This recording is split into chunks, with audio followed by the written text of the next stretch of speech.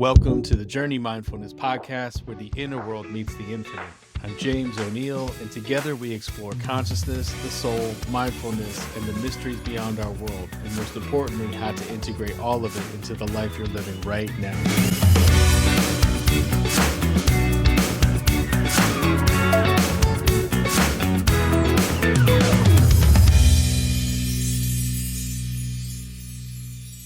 Welcome back to the Journey Mindfulness Podcast. Today, I am delighted to welcome Lisa Wetsel, an Akashic Records consultant and spiritual teacher who has been channeling the truth of the records for over 2 decades. Lisa's journey began in 1996 with a simple heart for helping others through massage therapy, which opened a doorway to something far more profound. Her ability to channel direct information from the masters in the Akashic Records themselves. What draws people to Lisa's work is her unwavering commitment to 3 principles: living from the heart, living with integrity, and living in truth. 3 wonderful things.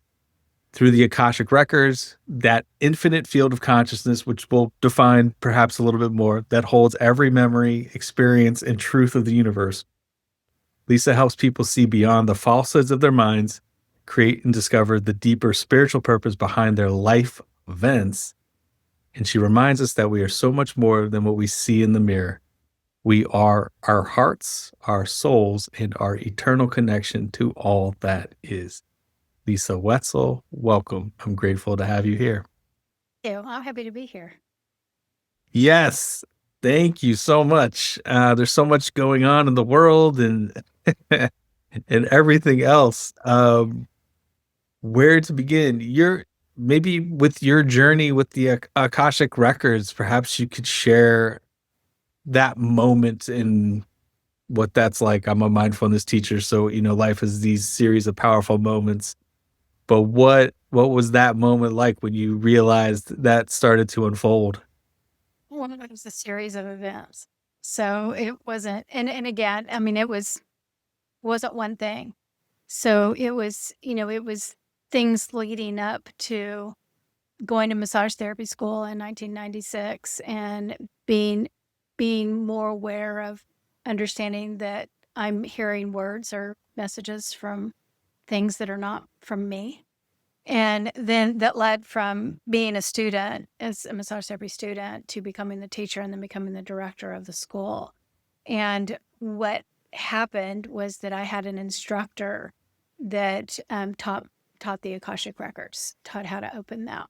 And so I took some courses from her and everything just unfolded. And here I am. That was in 2003. And here we are in 2005. Not 2005, 2025. Going backwards. 18 years ago or whatever. I mean, I'm sure that the channeling world has come a long way. Like at that point in time, I don't think I'd ever even heard of the Akashic Records. Like, had you heard of them at that time?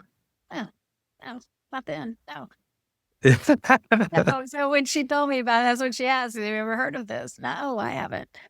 So must be fun. Let's just do it. No, back then. And again, we didn't have internet. We didn't have the access to things like we do today, which obviously having this type of technology has really helped grow and expand our knowledge base and being able to be exposed to things that we may not normally or recognize that you can book in a bookstore.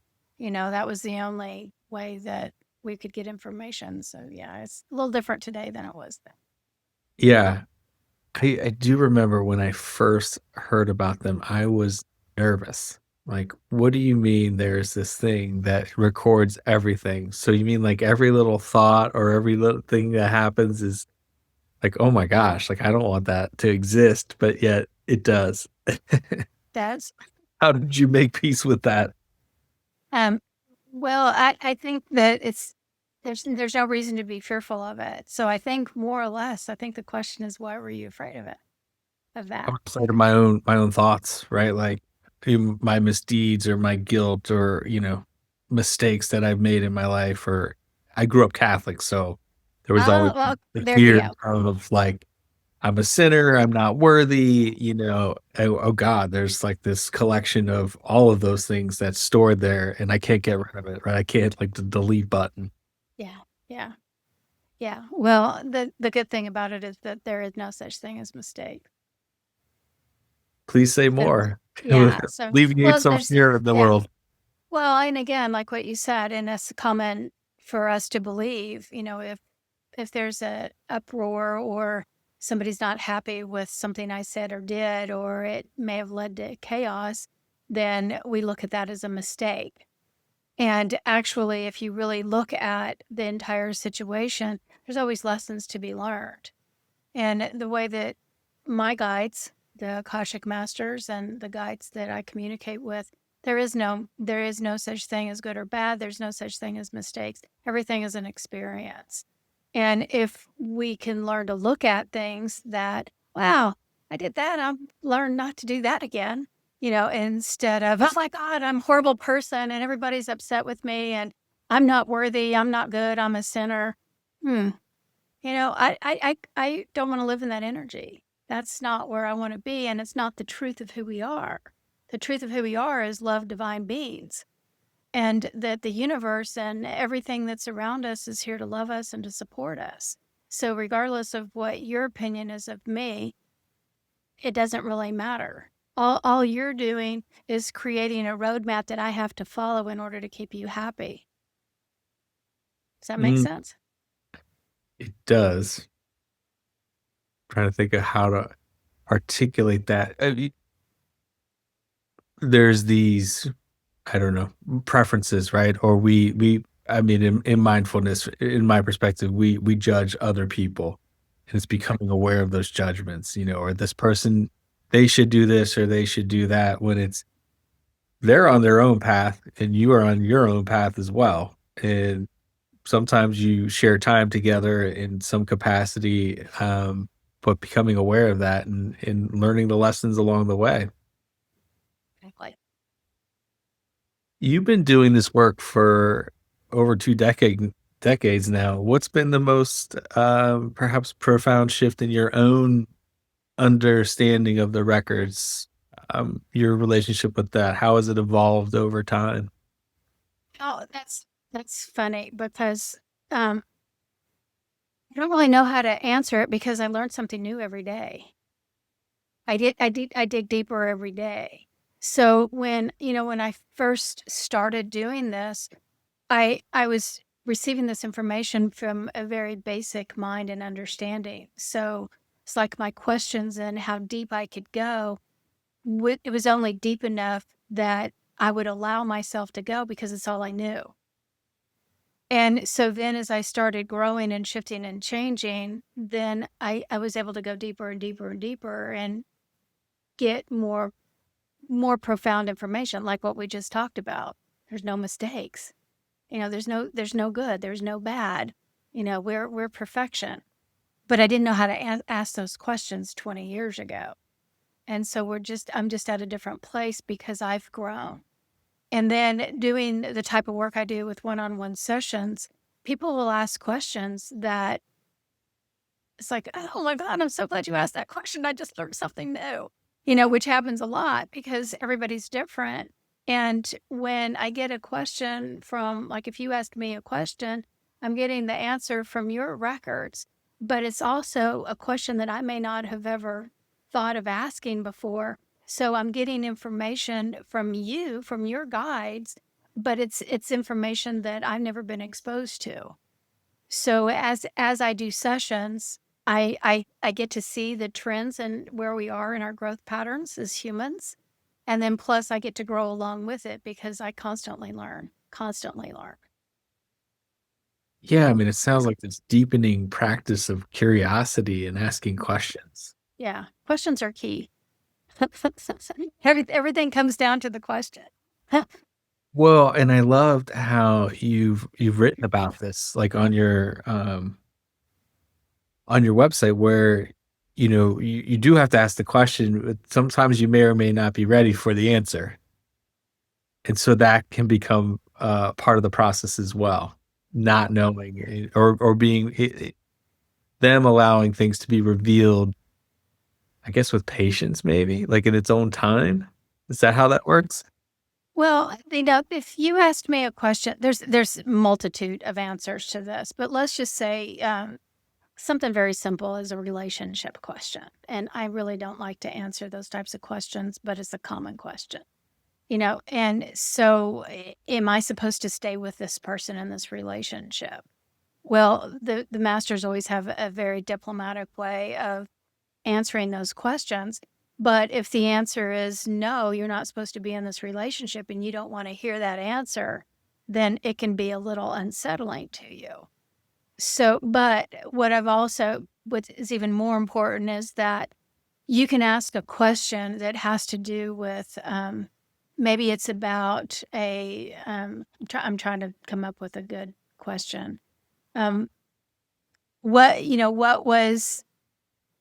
do I have an energy pattern that brings up fear? What is that fear related to?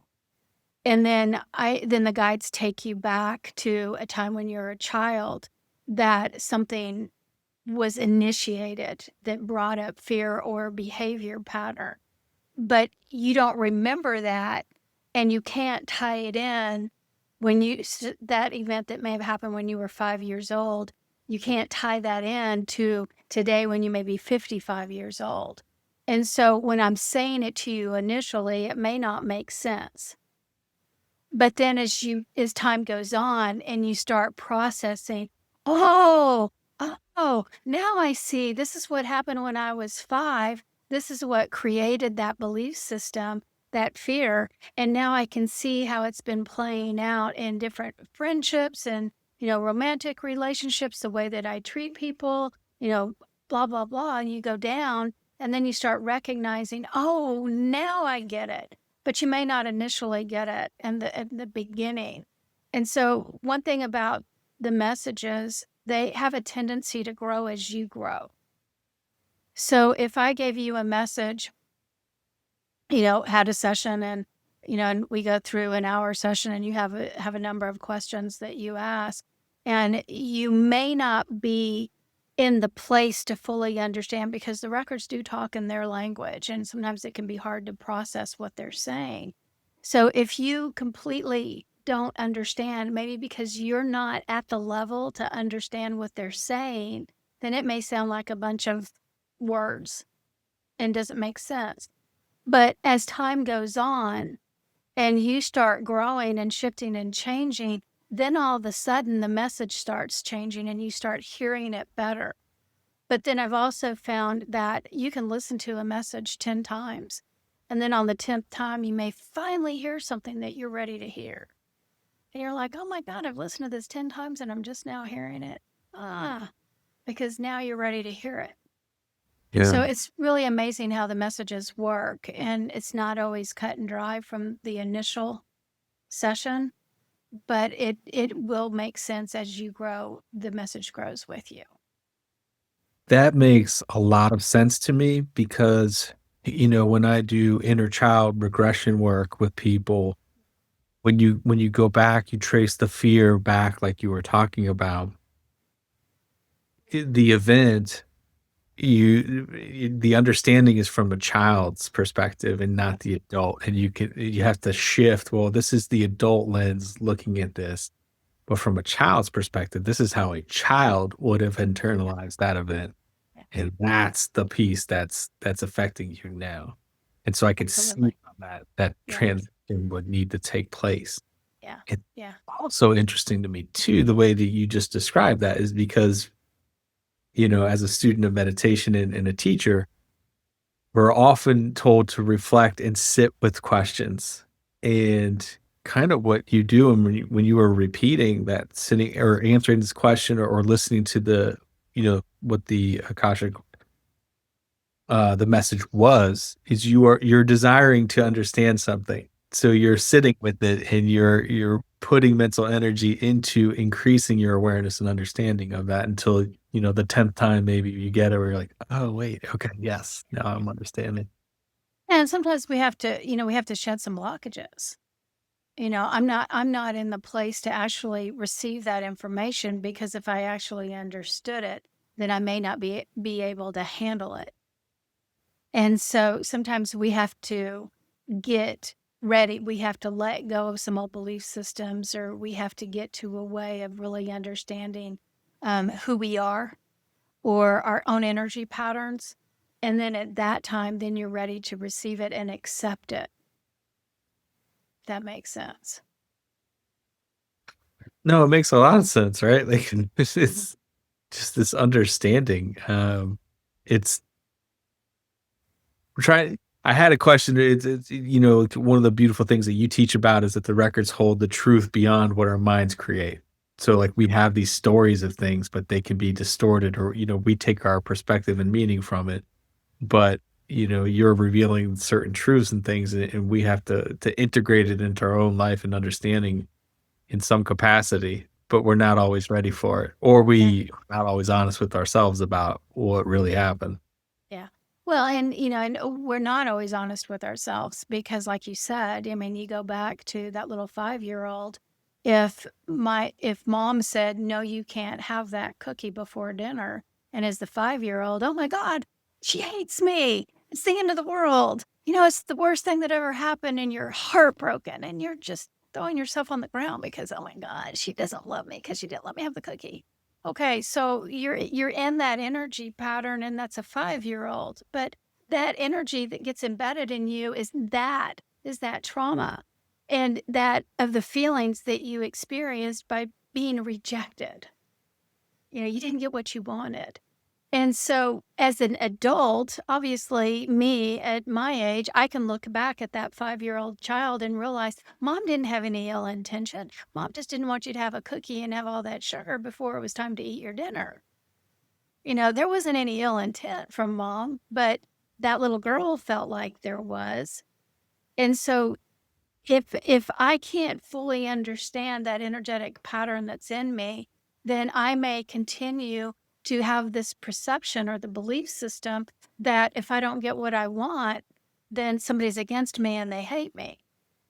And so if you're listening to a message and they're talking about, okay, well, here's the pattern that's been in your life about feeling that you're not loved, or that people don't want to give to you, or that you never get what you want.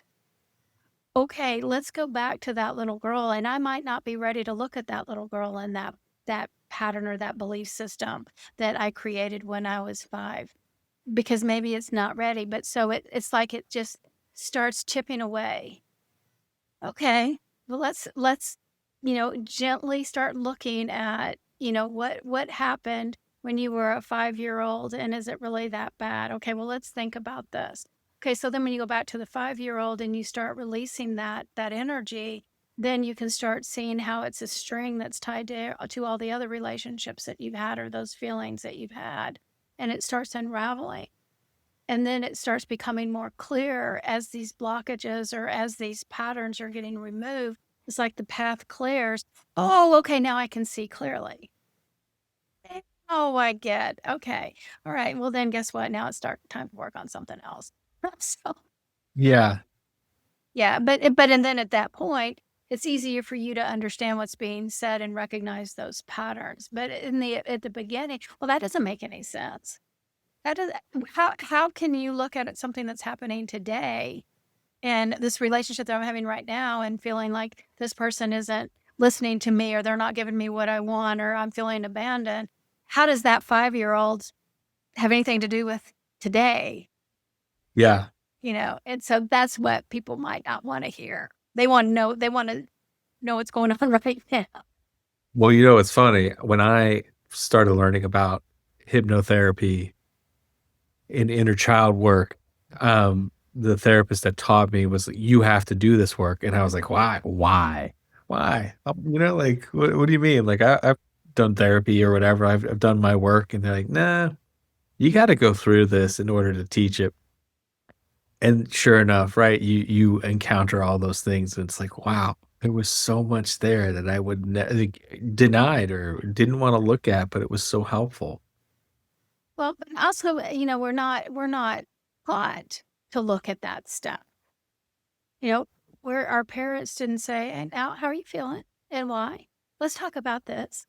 let's look at all of this stuff. And it's usually, I mean, my generation, I was born in the 60s. My generation was, I don't care if you're upset. You better stop crying or I'm going to give you something to cry about. It's that mentality. So we weren't ever really taught to look at our feelings or understand what's going on or talk through anything so that I could shift. Whenever I had something that I didn't understand that was going on and I felt like somebody was doing something to me, then okay, too bad. Live with that feeling, live with that emotion. That's the way that it is. And so now, that we've lived, I always look at it as like, it's this thing about, okay, the day that we're born, the first thing we start getting told what to do, how this goes. Okay, well, and there needs to be some guidelines, some things somebody needs to teach me to look both ways before I cross the street, that kind of thing. There are those things, but then you get to a certain point, then all of a sudden you recognize, dang it, now I got to undo that was done. And so anyway, that's where people like you and I come in, is to help us to look at, okay, well, let's start undoing everything that you've been programmed to do and to be and to believe. And here we Yeah. are. Yeah, there's a lot of unlearning that has to be done. But it's not, my therapist used to say, it's all terribly wonderful, Yeah. Yeah. because there is that fear. And if anything, I want to dispel the fear. Like, yes, these things can be, there is an element of fear, an edge of fear, but the other side of that is liberating. Yeah. But we don't want to look at what's uncomfortable. If it's going to make us uncomfortable, if it's going to make us cry or have emotions, then isn't it easier just to deny it and stuff it down and just think that everything's okay until you can't do it anymore? For a period of time. Until you can't do it anymore. And then when you finally get to your breaking point, I can't do this anymore. I got to do something different. Then here we come. That is, I mean, at least for me, that is exactly what happens. Well, I don't know what happened. Like, I've been doing fine, and then all of a sudden, the pressure cooker went off. It's like, well, you went as far as you could go without having any issues, but not that they weren't there, but now we got to take a little peek and tidy things up. Yeah. Yeah. Well, and this is where we are. This is what's happening right now. This is this transition place of the energy that's coming in and what's happening, moving through these energetic dimensions and moving to a higher level of consciousness, the enlightenment. Buddha. Well, which is how I have found you, because I think you're one of the most grounded voices out there describing what's going on right now. Well, thank you. Oh, didn't know. Well, people can say things for clicks and things like that, but it's refreshing when you come across a voice that it's like, okay, this is, you know, my understanding of what's happening. And perhaps, if you could tune in with that and just kind of give us your kind of take on what you're seeing right now. Well, what part? Um, So much going on. going on, right? There's a lot of fear that exists.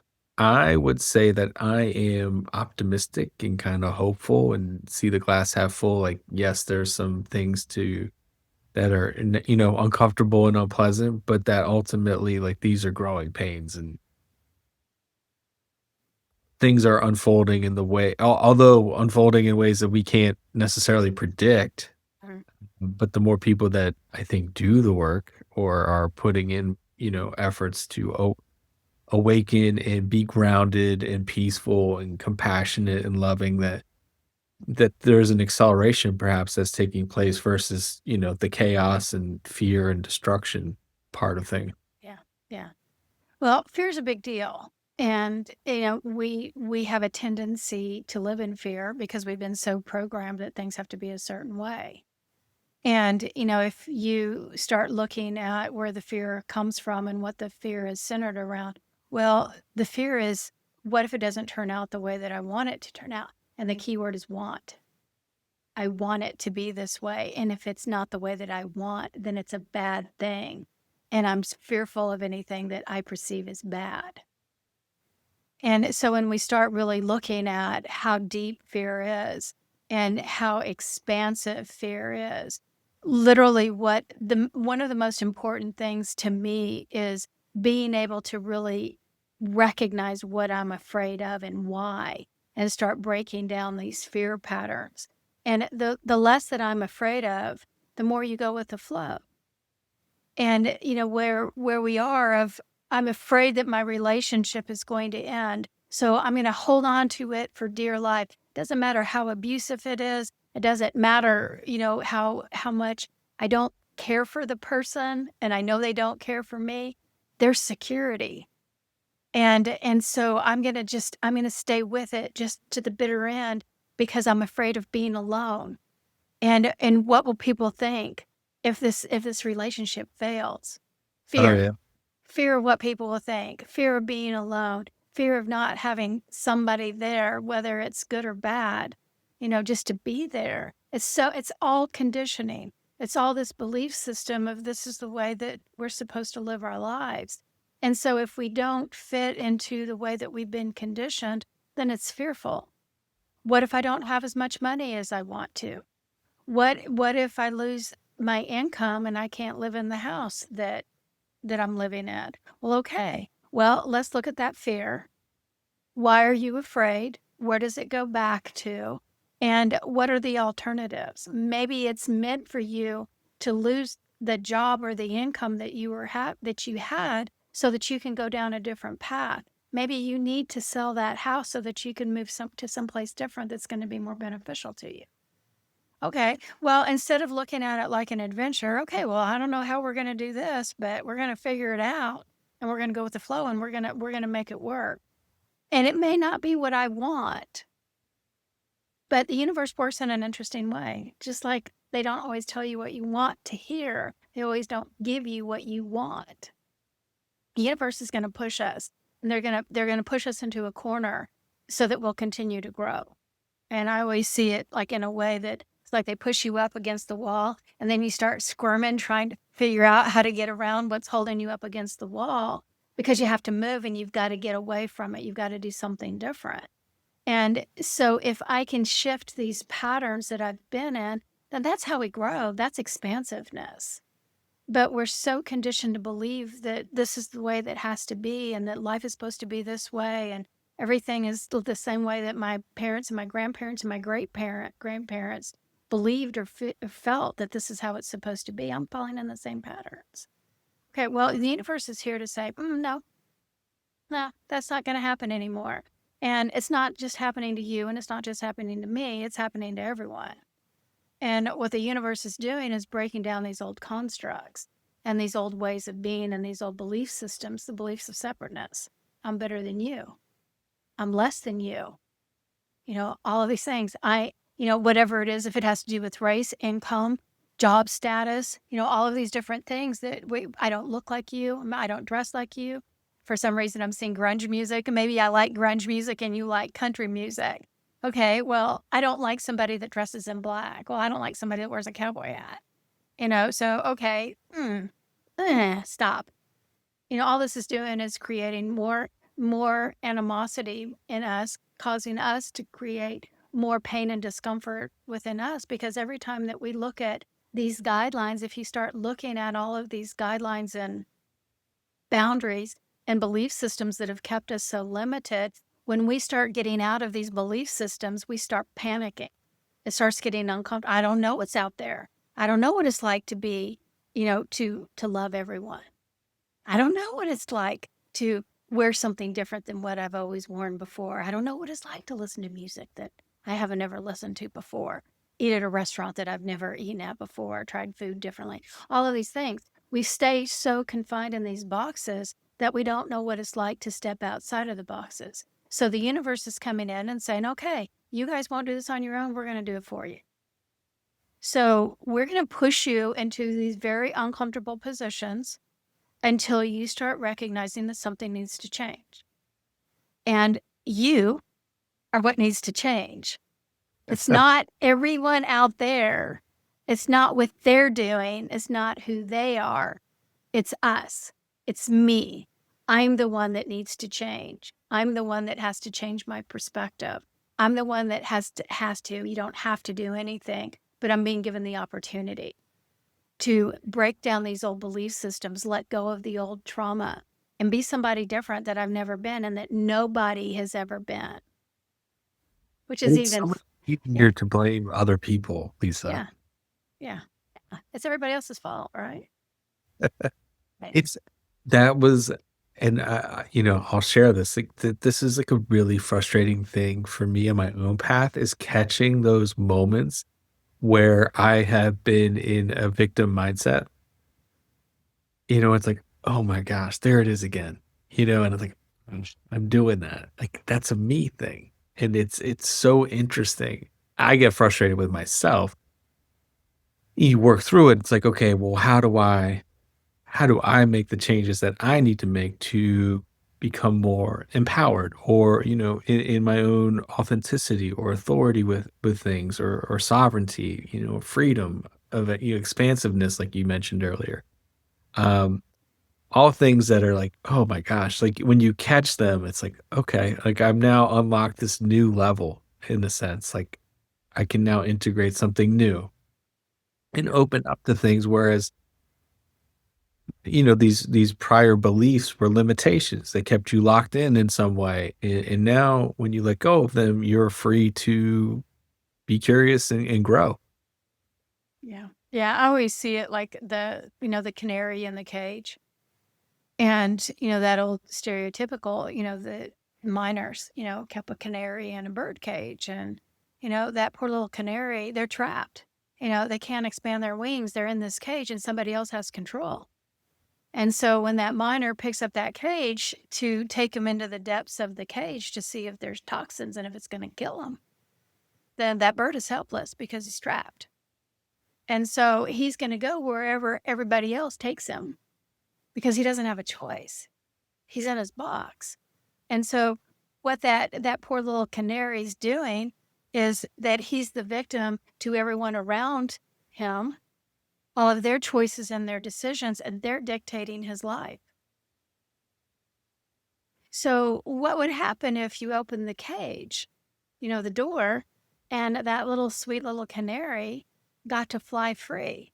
Then all of a sudden, his wings grow and they expand. He can fly wherever he wants to. He can get on those wind currents and just glide and do and be whoever he wants to without anyone or anything else telling him who he has to be, what he has to be, and that he has to be in this little trap that was created.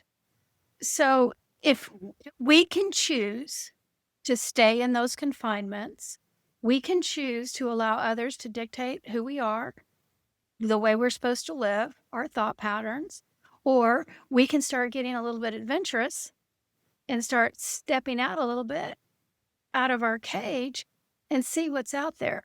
What does the world have to offer? What can I create on my own? Who can I become? What do I really love? Who am That's I? that's the question, right? What Yeah. do I want? So we're moving into this beautiful time that my guides always call selfishness. We're moving into this place where it's time for us to think about us and become selfish. We have been taught, for how long? You know, parents, religion, everything, in Christianity. The only way, you're going to go to heaven is if you sacrifice yourself for others. You have to give, give, give, give, give, give. And so we're accustomed to believe, well, if I don't give to somebody, I'm not serving my purpose. If I'm not giving, I'm not a good person. If I'm not sacrificing myself, then I'm not a good mother. I'm not a good father. I'm not a good provider. I have to do everything for everybody else, and it doesn't matter how it makes me feel. Now, not everybody's this way, but a lot of us, majority of us are, because this is our programming. This is what we've been programmed to believe. So the bad word is selfish. If you ever put yourself first, then you're selfish. But what we're moving into is that it's time to be selfish. We are moving into this place of, I'm finding me. I'm in this place of finding my own happiness and joy. And this is what the universe is providing for us right now. That's why it's showing us the chaos. That's why we're getting pushed up against the wall so that we can see, am I really happy? Do I really want these relationships? I'm not, something doesn't feel right. Okay, we're going to push you till you get uncomfortable, till you finally see something has to change. Okay, something has to change. That means I have to start thinking about myself. Loving myself. How many of us actually love ourselves? Because like you, Uh, no, I make mistakes. The saying, nobody's perfect. That's not true. We're all perfect. Humans humans came up with this belief system of nobody's perfect. We're sinners. yeah, I mean, that is a tough one to unwind from, that we are, fallen and, original sin, and when, we're being we need to redeem ourselves for these past transgressions. Yeah, no such thing. No such thing. All of us are perfect, and again, if you can break away from this mind's construct and the book construct, and again, if you look back, back centuries, thousands and thousands and thousands of years where this idea even came from, it was man's idea. Man came up with this idea. Who said that I'm not perfect? It's not true. I'm a divine being. I've got this beautiful soul in me. I have a divine light. I'm connected to you. I'm connected to anything and everyone. How am I not perfect? Now, I might say things people might misinterpret, but you know what? Whatever I said, whatever I do, again, is something that I can learn from and grow from. If Yeah, it makes somebody, I'm sorry, go ahead. yeah, so, yeah, I mean, I might make mistakes, right? And that's okay too. I'm allowed to make mistakes. Yeah. Yeah. Again, no such thing as mistakes. Just a situation. It's just a situation and it's just an experience. But think about how hard that is for us humans to understand and grasp that concept. Because again, we've been so programmed to believe that something is a mistake. If somebody doesn't like it or if it causes an uncomfortable situation, it's a mistake. And we've been programmed and taught to believe that we're not perfect. We're sinners and that we are, that we make mistakes. Okay, so let's just start breaking that down to the universal concept that we're all perfection. So what's happening right now is that this beautiful energy, the whole universe, we've got all of our helpers with all of our guides, all of our spiritual beings coming in and saying, okay, it's time to make some shifts and changes. First thing that you have to do is start loving yourself. So we're gonna start breaking down relationships. We're gonna start making you feel uncomfortable. You're gonna start having to look at your traumas, breaking down all of these old belief systems that are keeping you confined, and you've got to start loving you. Okay, so when we start loving ourselves, that's when all of a sudden this thing called happiness and joy comes into the picture. Now, the way that my guides call this shift from the third dimension to the fourth dimension to the fifth dimension, which our goal right now is to get to the fifth dimension. My guides said, okay, we're tired of the hierarchy thing. And people have said that. It sounds like you're superior if you make it to the fifth dimension. Okay, well, let's forget it then. Forget about the numbers. Let's just look at this little line, a graph line or whatever you want to call it. And at this end of the line is where you are in your misery. Anxiousness, fear, control, all of those things. Okay, so that's the end. That's the end of the chart or the end of the little graph thing. Okay, at this end of the graph is called the institution of joy, the happy place. So you've got your 3D and you've got your 5D. 5D is the happy place. So if you start looking at how we're moving along this line, when you start shedding off these fears, these traumas, all of a sudden you start feeling a little bit lighter. It's like, you know what? I'm not as sad as I used to be. Not as anxious as I used to be. As fearful as I used to be. I kind of want to go on some experiences. I kind of like myself these days. Oh, so you're moving up this little chart to this place called the institution of joy. This is what the universe is providing us.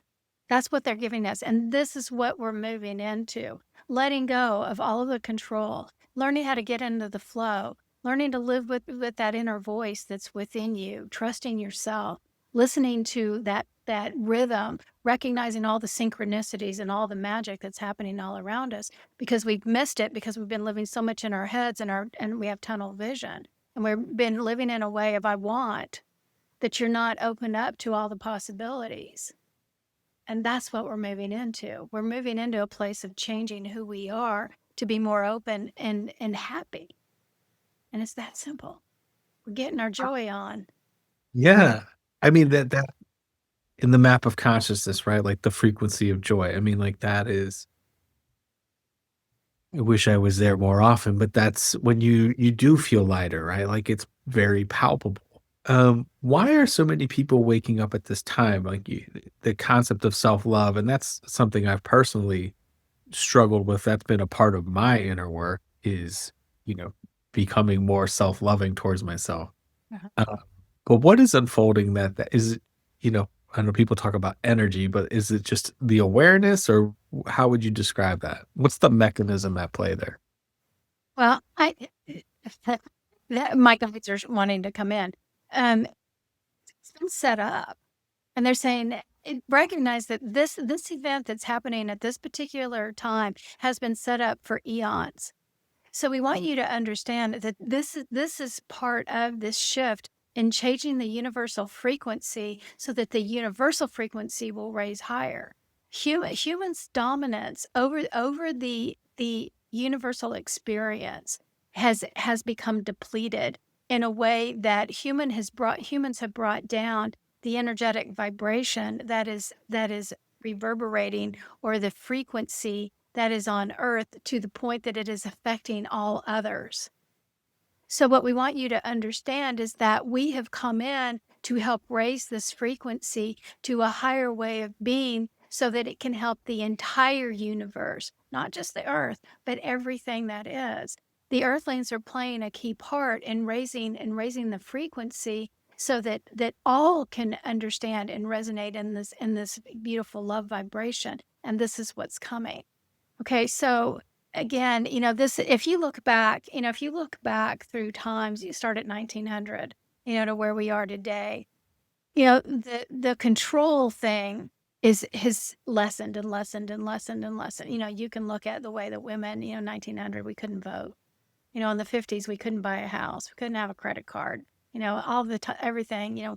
The deal of when if you're married to a man, if he dies, women don't get the money. All of this stuff. Well, you can see how we've evolved.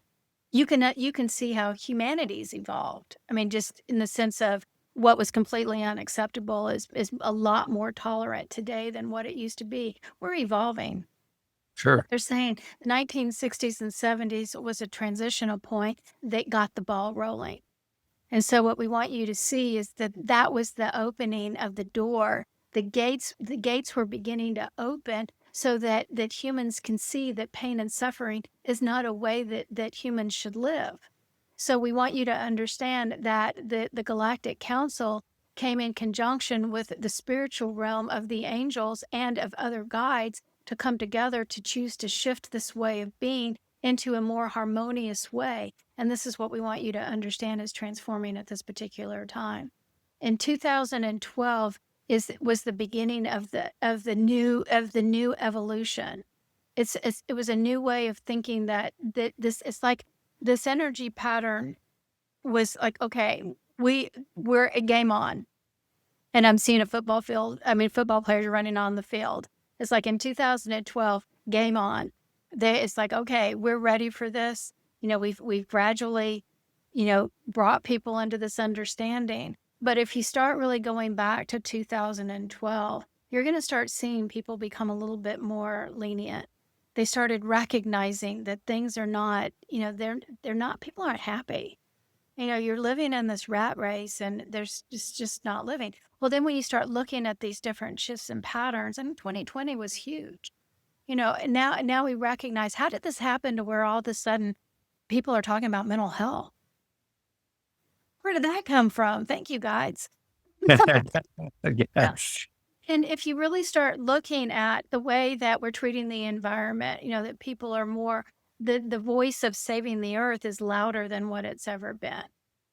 Now, there's been a lot of things that have come in place to help, but it's kind of had some backlash. It's, like move 3 step forwards, 1 step back, 3 step forward, 1 step back. But it's still plastic in the oceans. Okay, now we recognize that this is a problem. We need to do something about it. The way that we run businesses, business leaders are starting to recognize that the old construct isn't the way that is best for humanity. And so those things are starting to shift and change. And even if you start having conversations with people that know nothing about this world, Yeah. if you start saying, God, how are you feeling about this situation? Well, the way that you thought about it 5 years ago, how do you feel about it today? Very different. Nothing like how I used to. And if you really start talking to people and they're not even aware, everybody's changed in some way. People are seeing things differently than what they've ever seen before. And it's happening. And it's happening on a global scale.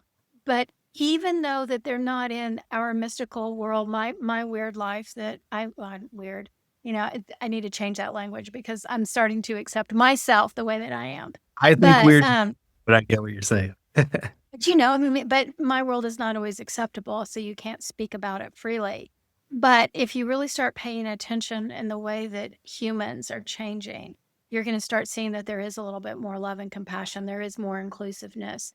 There are changes that are happening on an individual basis that we may not always see on a global scale, but you can start recognizing, no, there are things, people's priorities are changing. Things are changing with people. Now, Yeah. for people like us, living in this world, I talk to people every day. I do sessions 6 days a week. I talk to people 6 days a week. And I get to watch this evolution. And what I've seen over the last 3 to 4 months is that people are over here in the fifth dimension now. It's amazing. I mean, I am watching these people shift and change, and it's like, holy cow, you've done it. You've done your work, and you're finding this place. Good for you. And it's happening. But the thing about it is that we have to do it in waves. It's like the first wave. My guides call it the first wavers. The first Yeah. wave of individuals that are shifting into this, being able to be in this consciousness 24/7. Hmm. It's like we have to jump over here to figure it out, get the lay of the land, learn how to live in it, learn how to be in this place of oneness and living from this intuitive and not living from the mind's construct, but using the mind as a survival. It's a decision maker, but it's not a control. It's not, the mind is being used in a different way. And this heart space and the guidance and this knowing and the oneness is going to be used in a different way. And I'm watching it unfold. It's happening before our eyes. It's amazing. Yeah, I would agree. I just came back from a leadership conference, like a business type thing, and you were talking about mental health, interconnectedness, connection with others, balance, heart centered, connection, love. It was very heart oriented and far different than a leadership conference I might go to, say 10 years ago or Yeah. more. Like Yeah. it is very different. Yeah. It's totally shifting, and it is happening now, which, and I, as a licensed psychotherapist, I what I'm trying to do is to make it normal where it's like, no, these things, yes, these concepts are they're not really woo. Like you want to implement them in your daily life because now in this human experience is the most special one. And this is where you got to apply it all. Yeah. So it's important. It is important and it's fun. I'm excited to hear that news that it's changing. A psychotherapist, and that's a big deal too, because what I've also noticed is, that you don't treat people like you used to. It's not always the sit and talk therapy.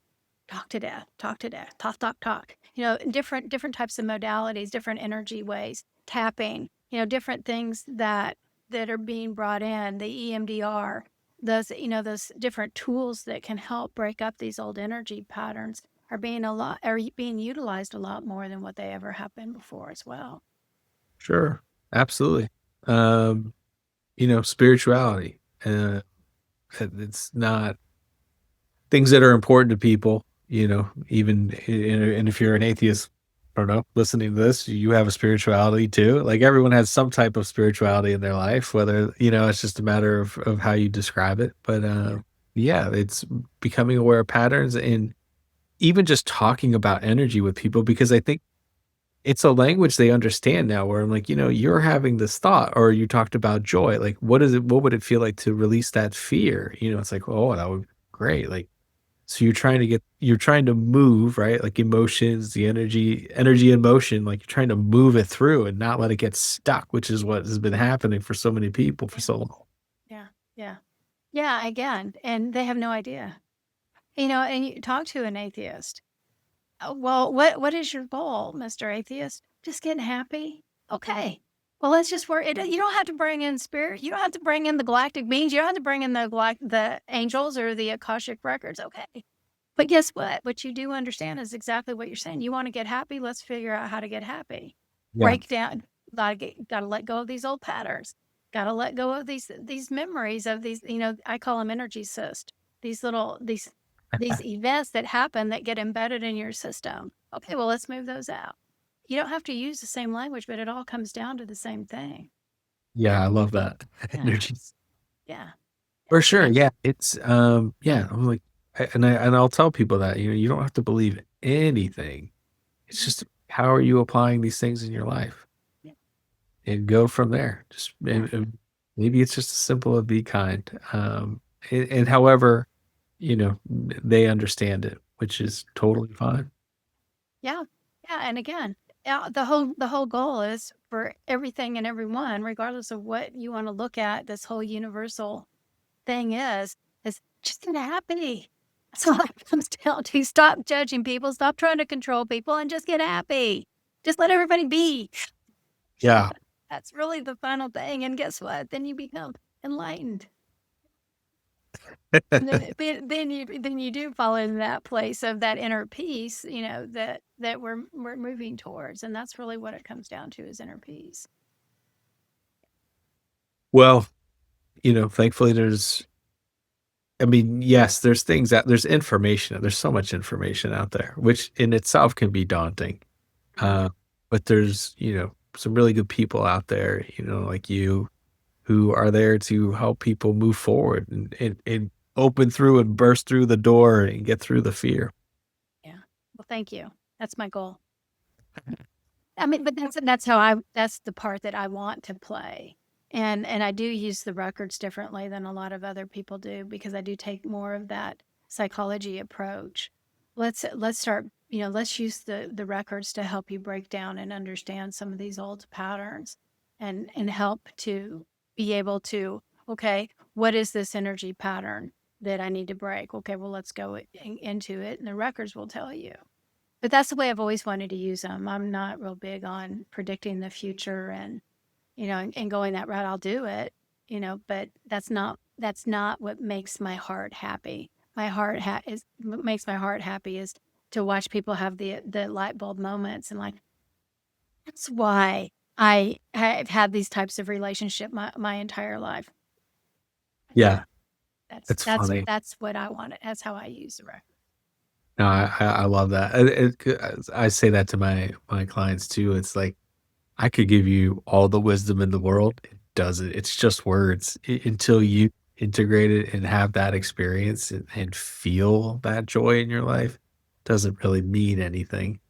But that's having that insight. So you really, which is wonderful to hear, work on people integrating this information versus like, hey, yeah, you should end this relationship and just move on. Yeah. Okay, where did Yeah, I learn?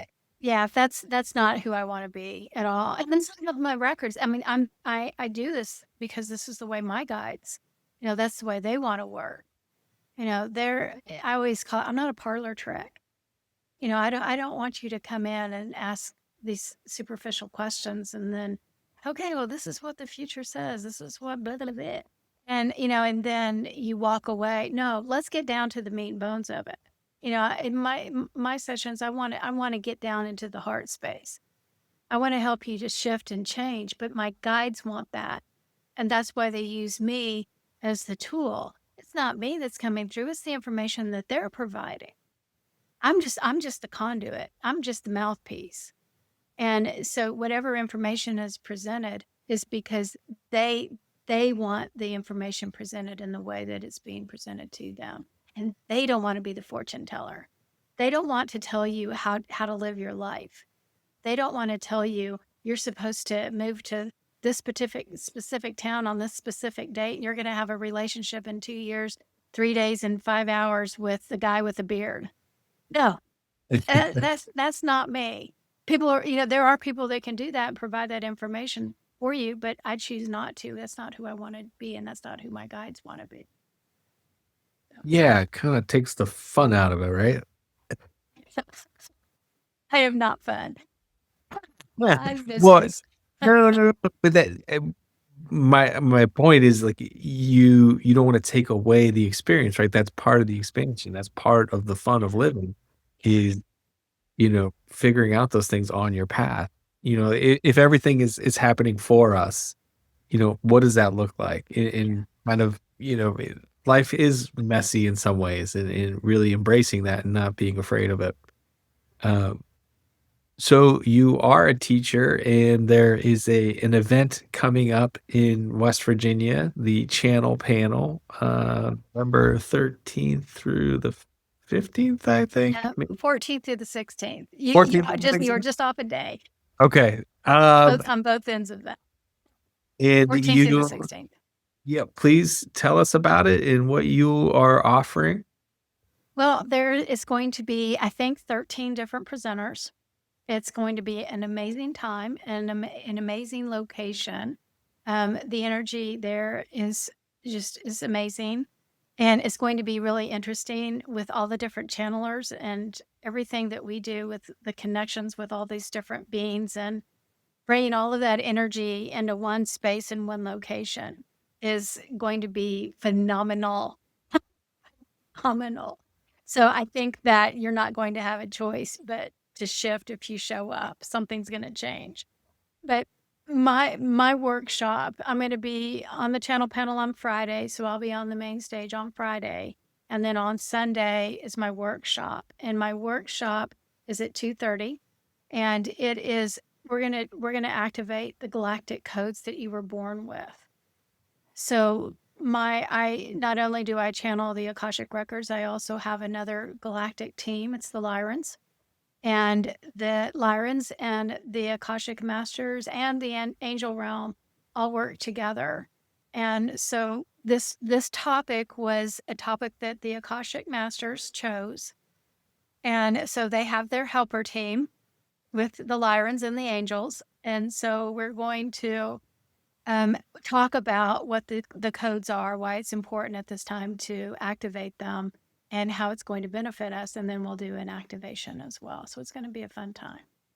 That's excellent. Yeah, no, you have an all-star group down there, and if my understanding, it's Princeton, West Virginia. Is it? Rob was saying maybe there's like crystals or the something about the energy and what's underneath there is also kind of supercharges it. Yeah, I'm not that familiar with it. Rob is the one that chose the location, so obviously he knows more. I wouldn't be surprised if that's the case. He also informed me that it's Sasquatch area. He had Between the Sasquatches and the crystal and beds and That's awesome. yeah, it's going to be a really interesting time. It'll be amazing. But the main thing about it that's going to even be more fun is that the whole conference is based on love. The theme of it is love.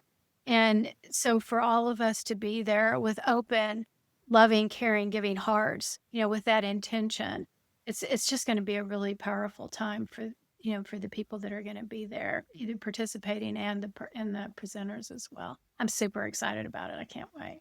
I've never been to anything like it, and I'm super excited to go there and see everyone live. I can't wait to experience that energy and to meet you in person. It'll be great. Well, I want to meet everybody in person, so I hope everybody comes. Absolutely. Well, Lisa, if you don't mind, do you have time for one more question? Sure.